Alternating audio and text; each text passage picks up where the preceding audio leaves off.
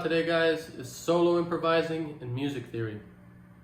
I was talking to my brother and he said you should upload some videos of you soloing, and I thought, well, that's okay, but I'd like to talk about the theory behind it, the scales I'm using and the chords that are underneath. So the good thing about for the chords, it's real simple. We just got C and B flat. And the scales that I'm using are C mixolydian, and if you don't know what that is, you can pause the video. I'll have the picture right here. You can check out the scale.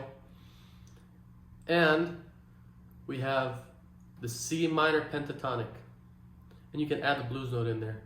And also as well, I'll add the picture. You can pause the video and take a look at the scale. It's what the idea is, practicing and learning your scales. You want to learn your scales up and down the neck. That way when you're improvising, you kind of know where to go and what to do. And if you're not at that point yet, you just have to take a couple notes and start. It's great just to jump in there and start. You need to start somewhere, right?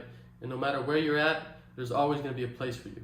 So we have mixolydian, and you guys saw the scale, but basically we take our C major scale and we just take the flat seventh. So the seventh note of the scale, which we got C, D, E, F, G, A, and B. B is the seventh note of the scale.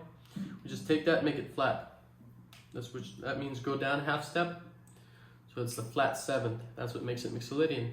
And that's kind of the note that gives us the mixolydian flavor. So when we're soloing,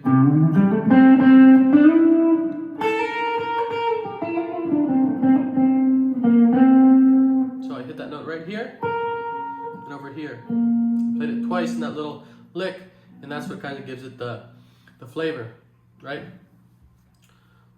So that's our mixolydian scale. So we got our root on the C, and we can use either that C minor pentatonic or C mixolydian. But if you pay close attention to those scales, you can see we have all these notes.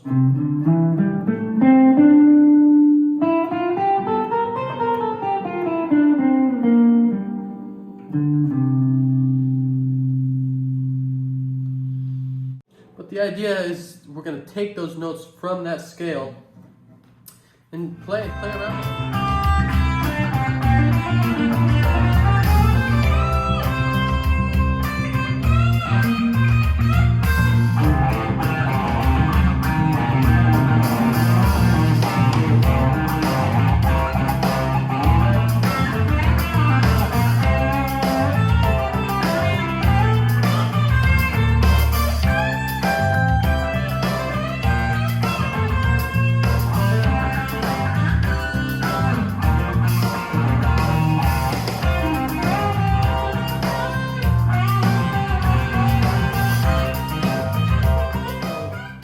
When you're playing, when you're soloing, you just have to feel it.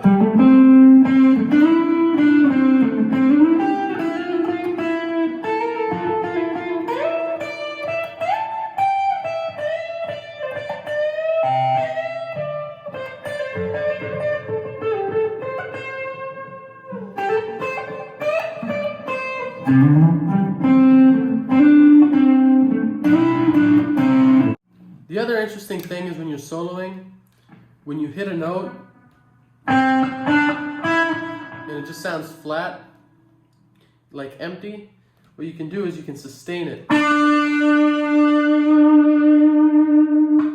when you're playing, like if you're going to hold on to it, what gives it a little more character is while you hold on to it, you bend it up and down just slightly, just to give it a little bit of notion, just a little bit of little more life.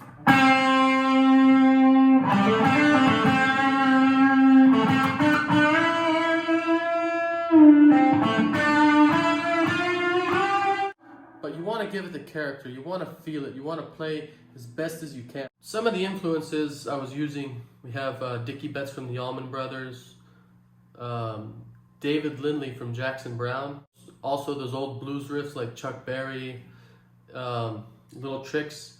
One of the tricks I'd like to talk about is something that I learned way too late when I was playing guitar, and I always hear people do it and I was like, man, I wish I could do that soloing. I'm not even sure how they do it. And that's like that's a string mute squeak. That squeak you get, and basically what it is you're gonna pick the note but mute the string with your thumb. And that's gonna give it that squeaking sound. So basically you pick it and mute it at the same time.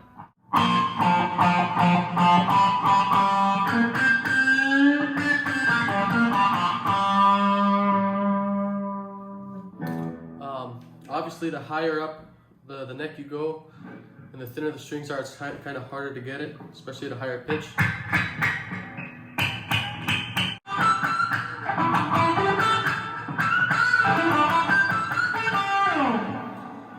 I'm talking about some of those concepts with the Allman Brothers. I took a couple of licks out of that song, Jessica, and they got the triad, they played up here. I was just taking the first part where you take the triad, which are the 3 notes of the chord, and play it like an arpeggio.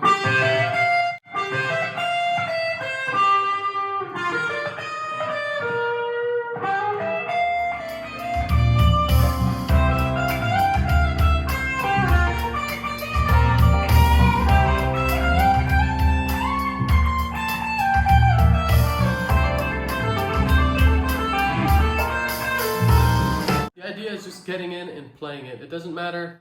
It's more about feeling the music than it is thinking about it.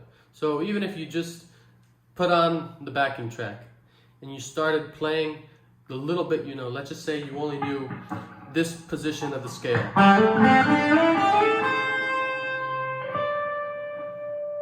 You can just take those notes and make a whole song of it.